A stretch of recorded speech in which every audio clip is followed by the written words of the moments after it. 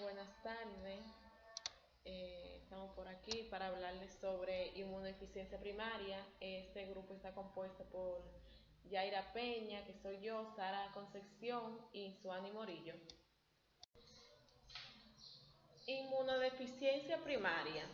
La inmunodeficiencia es la condición médica por la cual el sistema inmune de una persona no es capaz de funcionar correctamente o no funciona en absoluto.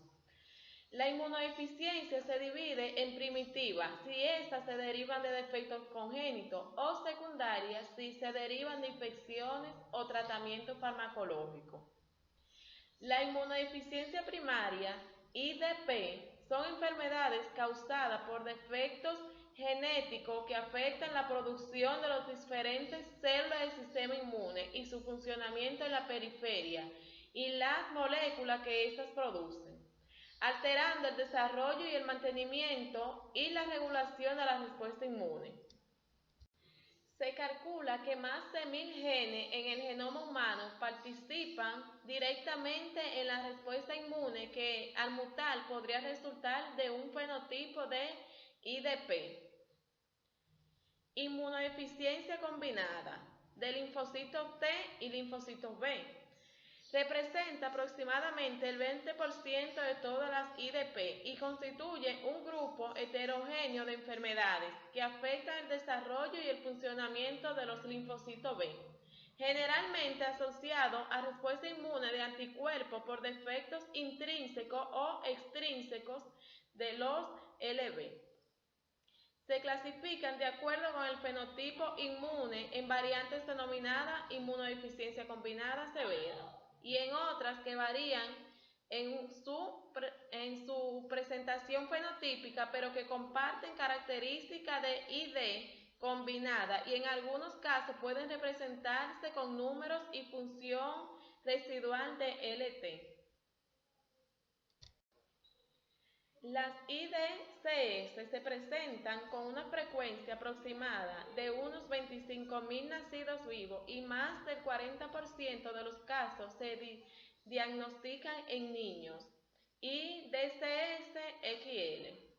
En el grupo de las IDCS TB positivo, la más frecuente es la variable ligada al cromosoma X, hasta un 40% de los pacientes, que resultan de mutaciones en el gen que codifica las proteínas de cadena gamma común, que hace parte de los receptores para la 1L2, 4, 7, 9, 15 y 21, y traduce las señales extracelulares derivadas de esto. Además de los linfocitos LT, hay disminución marcada de los LNK por maduración deficiente dependiente de 1L7, 1L15, y aunque el número de los LB suele ser normal, no se produce IG. Entre las causas de la IDS-TB, la más frecuente, el 20% de los pacientes, es la debida a la mutación en el gen ADA, que codifica para la enzima desaminasa de adenosina o ADA, enzima de las vías de salvamento de las purinas, y el que lleva a la acumulación intracelular de metabolismo en linfocitos. Deficiencia predominante de anticuerpos. La deficiencia de anticuerpos es una manifestación de deterioro en la maduración o la función de los linfocitos en la sangre. La célula no reacciona o lo hacen de forma inadecuada a los patógenos invasores. Si el sistema inmunitario es capaz de mantener una concentración normal de anticuerpos en la sangre.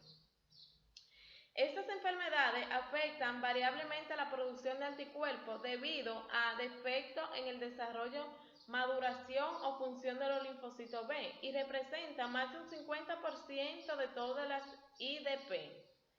Se manifiestan principalmente en la niñez con infecciones recurrentes de moderada a grave que afectan principalmente los tractos respiratorios. Síndrome por disregulación inmune.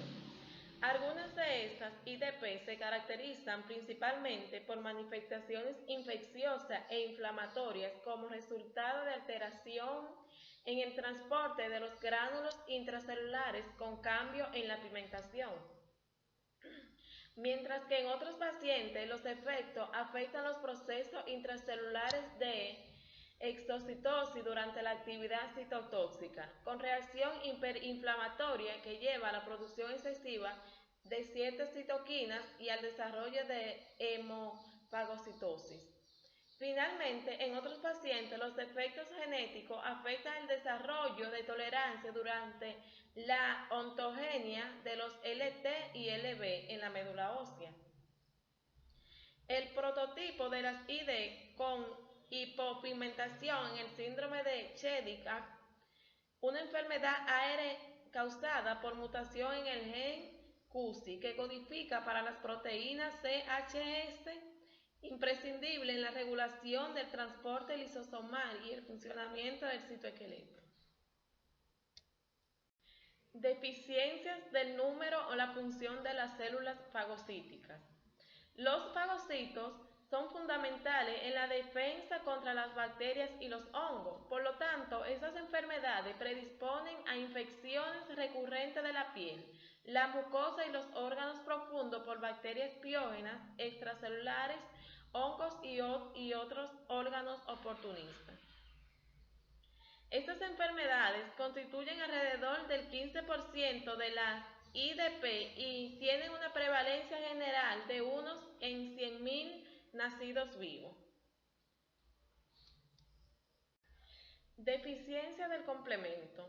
Las deficiencias del complemento constituyen cerca del 5% de las IDP y comprenden un grupo de enfermedades causadas por mutaciones en genes que codifican para la proteína de la cascada del complemento clásica, el tema y de las colectinas, o para las proteínas reguladoras de su activación. Principalmente todas se heredan en forma autosómica codominante, con excepción de la deficiencia de propeldina que es ligada al cromosoma X. La prevalencia de las deficiencias del complemento se calcula en 0.03% de la población general, excluyendo la deficiencia de la lectina unidora de manosa, la cual puede presentarse hasta un 3% y su frecuencia es alta en pacientes con enfermedades autoinmunes y en ciertos pacientes con infecciones recurrentes.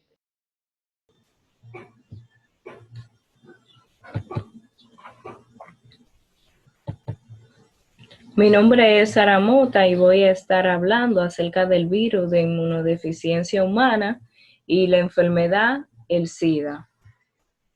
Infección por el virus de inmunodeficiencia humana. El descubrimiento de la infección por el virus de la inmunodeficiencia humana se remonta a 1981, cuando se reportaron los primeros casos en adultos jóvenes en California, afectados por una neumonía grave, causada por el microorganismo oportunista Pneumocystis carinthis, hoy conocido como Pneumocystis carinthis girovesi, o como sarcoma de Kaposi. El primer aislamiento del VIH se logró en el año de 1983 por Barre Sinoussi y colaboradores en el Instituto Pasteur de París. En Colombia, hasta el 31 de diciembre de 2009 se había reportado un total de 71.509 casos confirmados de infección por el VIH. De estos casos, el 76% hombres y el 24% mujeres. El descubrimiento del SIDA. Al inicio de esta enfermedad se pensó que esta enfermedad era exclusiva de los homosexuales y por ende sacaron una hipótesis donde decía que inicialmente se pensó que el SIDA se debía al efecto de ciertos estimulantes, poppers, utilizados comúnmente por los homosexuales. a la acción de algún factor presente en los espermas. Sin embargo, en 1983, donde se dieron cierto avance en la investigación, el doctor Gallo del Instituto INC de los Estados Unidos señaló que el SIDA podía deberse a un agente infeccioso viral relacionados con los HTLV. Luego, según fueron avanzando las informaciones acerca de esta enfermedad, se dieron cuenta efectivamente que era un virus, pero que no pertenecía a los oncovirus, sino a los antivirus como los BISNA.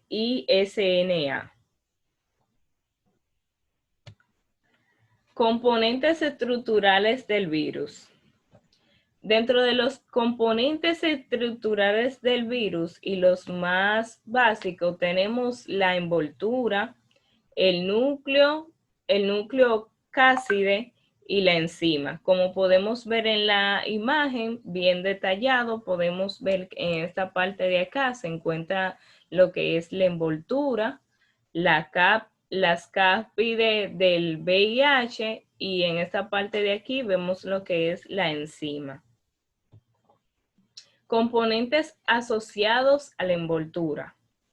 El VIH posee una estructura esférica, como vimos en la imagen anterior, que mide unos 90 a 20 nanómetros de diámetro y su envoltura externa está formada de un 5 a 10% de componente nucleoproteico, que son propios del virus, y del 90 al 95% de componentes de membranas de las células, donde se originaron.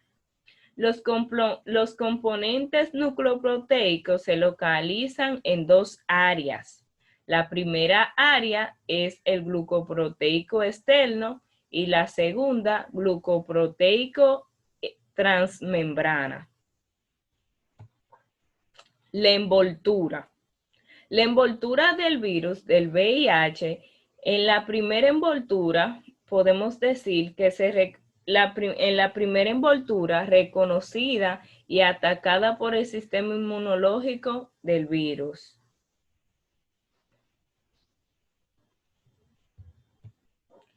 El núcleo cáside es una estructura tubular proteica. Este componente se encarga de transportar la información genética del virus. Aquí vemos que el núcleo cáside se encarga de transportar la información genética del virus. Componentes enzimáticos. Dentro de este se encuentran tres enzimas virales. La primera, la ADN polimerasa, la segunda, la ribonucleasa y la tercera, la integrasa. Esas son las tres enzimas virales que están en los componentes enzimáticos. Ciclo de replicación del virus. Inicia con la adherencia, función y entrada. Luego está ingreso de la cáside y liberación del genoma viral. Transmisión inversa, transporte nuclear del complejo de integración e integración, preintegración e integración. Transmisión RNA viral y síntesis proteica, seguido del ensamblaje del virón y salida de las partículas virales. Por último, la maduración de las partículas virales. Esto fue el ciclo de recopilación del virus, de replicación. Seguimos con el mecanismo de transmisión. ¿Cómo se transmite el virus de VIH? Ahora vamos a ver. Este virus se transmite, la infección se puede transmitir por vías prenatal, percutánea, mucosa, oral, genital, intestinal, conjuntival, transplacentaria, por transfusión de sangre, uso compartido de jeringa y aguja contaminada, por accidentes laborales con objetos cortantes o pulsantes, por relaciones sexuales, ya sean vaginal, anal, sexo oral, etc. Factores relacionados con la transmisión del VIH. El VIH puede vivir dentro de las células que parasita durante muchos años. Sin embargo, fuera de ella su vida se reduce notablemente. Por ello, la sangre y los líquidos corporales que poseen linfocitos, tales como la esperma y las secreciones cervicales y vaginales, son excelentes vectores del VIH. En los líquidos corporales como las lágrimas, saliva, sudor y orina, el VIH se encuentra fundamentalmente en forma libre, siendo por ello poco infectante, además de que su concentración de estos sitios es muy baja. Epidemiología del SIDA. La distribución y frecuencia de individuos infectados por el VIH y de enfermos del SIDA en su evolución y en tiempo depende de múltiples factores. Dentro de estos factores podemos ver que está el periodo transcurrido desde la introducción del virus, seguido de la drogadicción intravenosa. Como vimos ya en la parte anterior, hablábamos de cómo se transmitía el virus. Entonces, una de las formas de transmitirse el virus es a través de jeringa o objetos pulsantes que tengan contacto con la sangre de otro individuo que esté contaminado con el virus. Entonces, una de las formas donde las personas pueden infectarse está la drogadicción intravenosa. Las condiciones sociales de la población, esto va a afectar mucho en lo que es el porcentaje de que estas personas puedan quedar infectadas por el virus. Los hábitos y costumbres sexuales. Podemos ver que una persona que tenga costumbres sexuales sanas, que use preservativo, que se cuide, no va a tener el mismo riesgo de infectarse de la enfermedad que una persona que lleve una vida sexual totalmente desordenada. Continuamos. Dentro de eso hay varios factores más. Vamos ahora a ver la inmunología e inmunopatología, patogenia.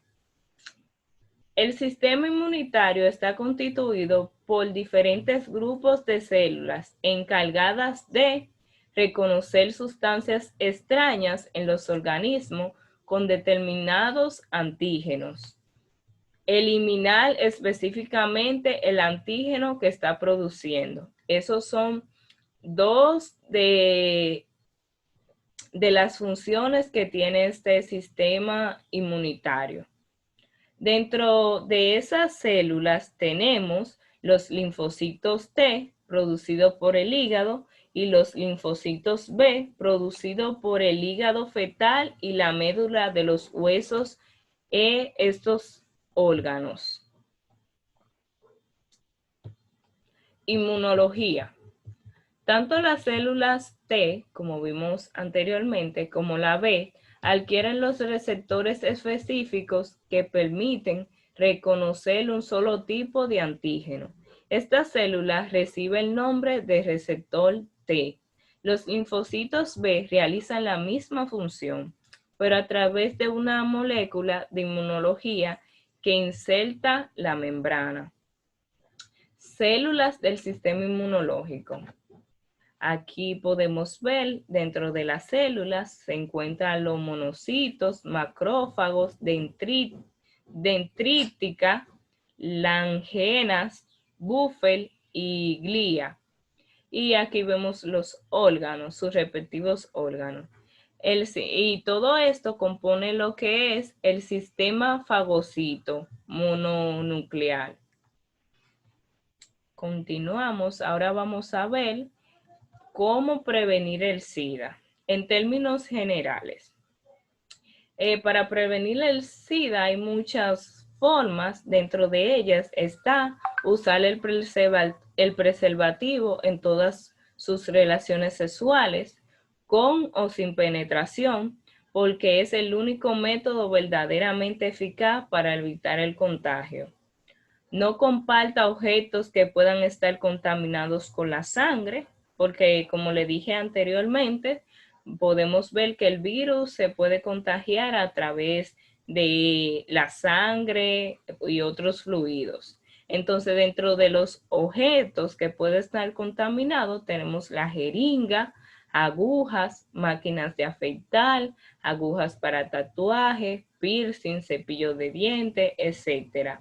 Recuerda que el virus se encuentra presente tanto en la sangre como en semen, líquido preseminal o secreciones vaginales.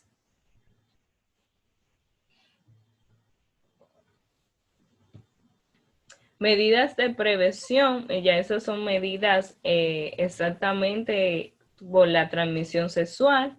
Como le dije, que tenemos que utilizar los condones, que es el uso correcto de preservativo en todas las relaciones sexuales, abstinencia sexual, fidelidad mutua, retraso de las relaciones sexuales y reducción del número de parejas sexuales. Estas son las medidas que podemos tomar en cuanto a lo que es la vía de transmisión sexual. Tratamiento del VIH. El VIH no tiene una cura hasta el día de hoy, pero sin embargo, sí hay un tratamiento que le permite a las personas que están infectadas de este virus llevar una vida normal dentro de lo que se puede. El tratamiento consiste en antivirales para el VIH. No existe una cura, como le estaba diciendo, pero la observancia estricta de la terapia antirretroviral puede disminuir significativamente el progreso de la enfermedad y evitar infecciones y complicaciones secundarias. Hasta aquí mi exposición. Muchas gracias por su atención.